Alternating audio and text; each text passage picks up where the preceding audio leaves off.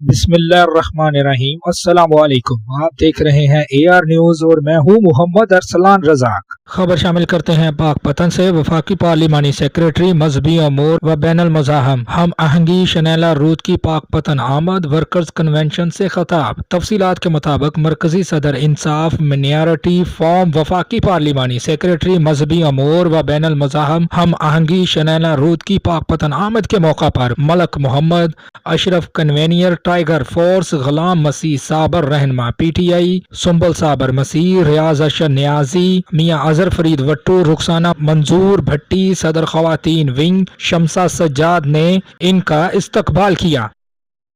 سچ اور حق کی بات کرتا ہے، میرا لیڈر انصاف کی بات کرتا ہے، میرا لیڈر جو ہے وہ غریب اور مستحق لوگوں کے لیے ایک درد دل رکھتا ہے۔